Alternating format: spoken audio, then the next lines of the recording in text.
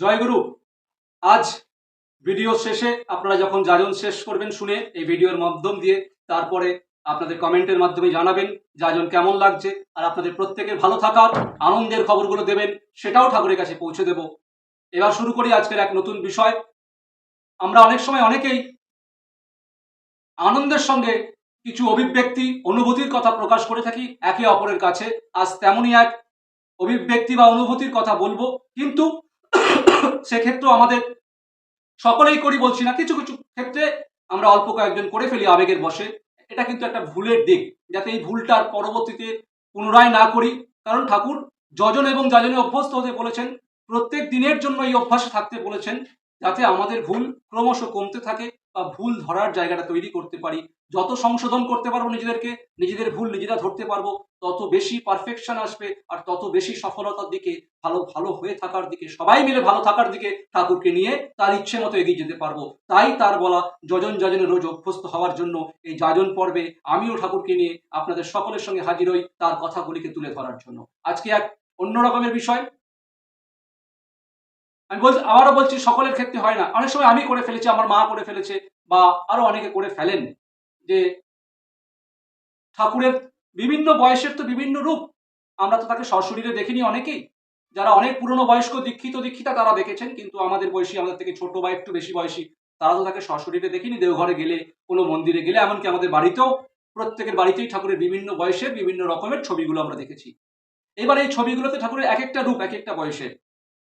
আমরা যখন ঠাকুর বাড়িতে গিয়ে দেখি বা অন্য কোথাও দেখেছি বর্তমান আচার্যদেবের ছবি, কোথাও অবিন দাদার ছবি, কোথাও সিপাহীদার ছবি, কোথাও বিঙ্কিদার ছবি, কোথাও শ্রী শ্রী বর্দার, কোথাও শ্রী শ্রী দাদার, সকলেরই তো ছবি আমরা বিভিন্ন জায়গাতে দেখেছি, নিজেদের বাড়িতেও আছে, মন্দিরে বা দেওঘরে গিয়েও দেখেছি। দেখার পরে আমাদের কারোর কারোর অনুভূতি হয়, অনেক সময় বলেও ফেলেছি যে দেখো দেখো, শ্রী শ্রী দাদার এই বয়সের এই ছবিটার সঙ্গে ঠাকুরের অমুক বয়সের ওই ছবিটার একটা মিল রয়েছে। সিপাহীদার এই ছবিটার সঙ্গে ঠাকুরের ওই সময়কার ছবিটারও একটা যেন মুখের মধ্যে মিল পাই। ঠাকুরেরই এক একটা রূপ এই ঠাকুর পরিবারের বিভিন্ন ছেলেদের মধ্যে ঠাকুর ফুটিয়ে তুলেছেন। আমরা এগুলো বলি, চলে আসে, অনেক সময় কল্পনায় অনুভূতিতে ধরা পড়ে, আবেগ থেকে বলে ফেলি, কিন্তু এটা ঠাকুরকে অনেকটা কষ্ট দেয়। সেটা কিভাবে দেয়? শ্রী শ্রী বর্দা একটি ঘটনার মাধ্যম দিয়ে আমাদের বুঝিয়েছেন। ঠাকুর বাড়িতেই থাকেন এক স্বামী স্ত্রী, তারা ঠাকুর বাড়ির কর্মী, ঠাকুরের কাজ করেন, ওই মন্দিরের আশ্রমেই থাকেন, দীর্ঘদিনের কর্মী। শ্রী শ্রী বর্দা তখন সশরীরে রয়েছেন। ঠাকুরকে যেমন মানুষ ঘিরে থাকতো, ঠাকুর যতদিন সশরীরে ছিলেন দেওঘরে, বিভিন্ন সময় সময় করে ঠাকুর যখন ভক্ত মণ্ডলীদের দেখা দিতেন, প্রণাম গ্রহণ করতেন, কথাবার্তা বলতেন, নিবেদন শুনতেন। এরকমই এটা জেনারেশন বাই জেনারেশন ঠাকুর আচার্য পরম্পরার মধ্যে দিয়ে টিকিয়ে রাখলেন সারা জীবনের জন্য, যাতে আমরা সকলে গিয়ে আমাদের আনন্দের কথাও বলতে পারি, সফলতার কথাও বলতে পারি, আবার সমস্যায় পড়লে কি করব বুঝতে পারছি না, পথ খুঁজে পাচ্ছি না, সেই যাতে পথটা খুঁজে পাই, তার জন্য গিয়ে আমরা আচার্য দেবের কাছে নিবেদন করি। এটা চলে আসছে, আগামীতেও চলবে। এই পর্যন্ত তো ঠিক আছে। ওই কর্মী দাদাটির স্ত্রী একদিন ঠাকুরকে পুজো দিতে দিতে তার মনে হলো যে আজকে শ্রী শ্রী বর্দার এই রূপটার সঙ্গে ঠাকুরের ওই বয়সের রূপটায় হুবহু এক মনে হচ্ছে। মানে ঠাকুরের চেহারার আদলের সঙ্গে বর্দার চেহারার খুব মিল খুঁজে পাচ্ছেন, যেন একই রকম দেখতে লাগছে ঠাকুর আর শ্রী শ্রী বর্দাকে। এটা ওই স্ত্রীর মনে মনে ভাবছেন। ওই কর্মী দাদার স্ত্রী পুজো দিতে দিতে, ঠাকুরকে পুজো করতে করতে, সিংহাসনের দিকে, ছবির দিকে তাকিয়ে সেই মায়ের নিজস্ব অনুভূতি সেটা নিজের ভেতরে কাউকে বলেননি। আর তিনি যখন পুজো দিতে দিতে কথাগুলো ভাবছেন, শ্রী শ্রী বর্দার বর্তমান রূপটার সঙ্গে ঠাকুরের রূপের হুবহু মিল তিনি খুঁজে পাচ্ছেন, তখন তারই স্বামী শ্রী শ্রী বর্দার সামনে উপস্থিত ছিলেন এবং ভক্তমণ্ডলীরা শ্রী শ্রী বর্দাকে ঘিরে ছিল। একে অপরের আলাপ আলোচনা, নিবেদন শ্রী শ্রী বর্দার সঙ্গে চলছে। এরকমই অবস্থা যখন প্রায় ফাঁকা হয়ে এসেছে, শ্রী শ্রী বর্দা, ওই যে কর্মী দাদাটির স্ত্রী ঠাকুর পূজা করতে করতে ভাবছিলেন ঠাকুরের মুখের সঙ্গে বর্দার মুখের মিল আছে, সেই কর্মীকেই শ্রী শ্রী বর্দা বলছেন, কিরে, পুরুষোত্তমকে দেখতে কি আমার মতন, নাকি আমি পুরুষোত্তমের মতন দেখতে? ওই দাদাটি ঘাবড়ে গেছেন, শ্রী শ্রী বর্দা কি বলছেন, কারণ তিনি তো বর্দার সামনে, তিনি কি করে জানবেন তার স্ত্রী এখন ঠাকুর পুজো করতে করতে তার স্ত্রী কি কথা ভাবছে। তিনি তো বর্দার এই কথা বা প্রশ্ন শুনে পুরোপুরি ঘাবড়ে গেছেন। তিনি চুপ থাকাতে বর্দা বুঝতে পারলেন স্বাভাবিকভাবেই স্বামী এখানে, স্ত্রী ঘরে, স্বামী জানবে কি করে স্ত্রী ভাবছে কি? স্বামী তো আর অন্তর্যামী নয়, সে তো আর পরমপিতা নয়। তাই শ্রী বর্দা তখন তাকে ভেঙে বোঝালেন যে শোন, পরমপিতা এক এবং অদ্বিতীয়, তার আসনে কাউকে বসানো যায় না। তিনি সবার থেকে আলাদা। কোনোদিন কোনো অবস্থাতেই পরম পিতার সঙ্গে কারোর তুলনা চলে না, করবি না। কেউ করলে তাকে যুক্তি দিয়ে, আদর দিয়ে, ভালোবাসা দিয়ে তার ভুলটা বুঝিয়ে দিবি যে পরম পিতার মতন দেখতে কেন, পরম পিতার সঙ্গে পরম পিতার কোনো কাজের সঙ্গে, তার চেহারা থেকে শুরু করে তার কথা বলার ধরন, তার কাজ, তার চরিত্র, তার গুণাবলী, পরম পিতার কোনো কিছুর সঙ্গেই যেন আমার বা কারোর কোনো রকম তুলনা কেউ কোনোদিন না করে, মনেও যেন কল্পনা না করে। বাইরে প্রকাশ করা তো আরো উচিত নয়। এটা বুঝলি তো? এটা সকলকে বুঝিয়ে বলবি কিন্তু, কেমন? এই অবধি বলে বর্দা থেমে গেলেন। তাকে কিন্তু বললেন না যে তোর স্ত্রী এখন বাড়িতে পুজো করতে করতে পরম পিতার সঙ্গে আমার চেহারার তুলনা করছেন। এটা বর্দা তাকে বুঝতে দিলেন না।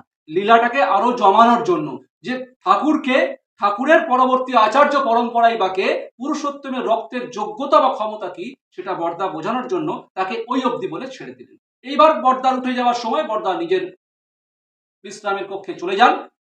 কর্মী দাদাটিও, বাকি সকলে, যেহেতু বর্দা এবার বিশ্রাম নেবেন, তাই তারাও যে যার নিজের ঘরে ফিরছেন, যে প্রত্যেকেও বিশ্রাম করবেন, খাওয়া দাওয়া করবেন। তিনি বাড়িতে এসেছেন। এসে কিছুক্ষণ পরে তার স্ত্রীকে বলছেন, জানো, আজ এক অবাক করা ঘটনা ঘটেছে আমার সঙ্গে। স্ত্রী বলছেন, কি গো? তুমি তো প্রায় বর্দার কাছে থাকো, কোনোদিন তো এমন করে এসে বলো না, আজ কি এমন ঘটলো? স্ত্রীও খুব আগ্রহ নিয়ে শুনতে চাইছে। তিনি তখন বলছেন, বর্দার ওখানে ভক্তমণ্ডলী যখন প্রায় সবাই চলে গেছে, প্রায় ফাঁকা, বর্দা উঠবেন, তার কিছুক্ষণ আগে আমাকে ডেকে, আর কাউকে নেই, আমাকেই বললেন যে কোনোদিন পরম পিতার চেহারা, গুণাবলী, কার্যাবলী, চারিত্রিক বৈশিষ্ট্য কোনো কিছুর সঙ্গে পরম পিতার সঙ্গে আমার বা আমার পরিবারের বা কারোর তুলনা টানবি না রে। পরম পিতা এক এবং অদ্বিতীয়, তার সবকিছু অনেক উচ্চ স্তরে, অনেক শ্রদ্ধার, অনেক ভালোবাসার, তার সঙ্গে কারোর তুলনা হয় না, করবি না। কেউ করলে তাকে বুঝিয়ে বলবি, যাতে এই ভুল আর কেউ কোনোদিন না করে, এটা বুঝিয়ে বলবি কিন্তু। যখন তার স্বামী তাকে এই কথাগুলো বলছে, স্ত্রী চুপ করে শুনছিলেন। শেষের দিকে স্বামী দেখছেন স্ত্রীর চোখ দিয়ে জল পড়ছে টস টস করে। তখন সেই স্বামী, সেই দাদাটি তার স্ত্রীকে বলছেন, তুমি কাঁদছো কেন গো? আমি তো তোমায় কিছু বলিনি। বর্দা আমাকে যে কথাগুলো বলেছেন, আমি তোমাকে আগ্রহ প্রকাশ করাতে, তুমি জানতে চাওয়াতে আমি তোমাকে সেগুলো তুলে ধরলাম, তুমি কাঁদছো কেন? তখন স্ত্রী আগে ঠাকুরের দিকে তাকিয়ে ক্ষমা চাইছেন কাঁদতে কাঁদতে, ঠাকুর, আমি বুঝতে পারিনি, আমার ভুল হয়ে গেছে, ক্ষমা করো, আর কোনোদিন হবে না এমন ভুল। বড়মার কাছে ক্ষমা চেয়েছেন, নিশ্চিতভাবে বর্দার কাছে ক্ষমা চেয়েছেন তিনি। কারণ তিনি তখন তার ভুল বুঝতে পারলেন, আরো পরিষ্কার করে বুঝতে পারলেন পরম পিতাকে, আর পরম পিতার বড় খোকা বা আচার্য পরম্পরাই বা কি, কেন তাদের শ্রদ্ধা করব, কেন তাদের কথাকে এক বাক্য হিসাবে মেনে নেব। কোন রকম বিরোধ, যুক্তিতর্ক সেখানে চলবে না। শিরোধার্য করে আচার্য পরম্পরার আদেশ, তাদের দেখানো পথেই চলতে হবে, তবেই পরম পিতাকে পাওয়া সম্ভব, পরম পিতাকে খুশি করা সম্ভব।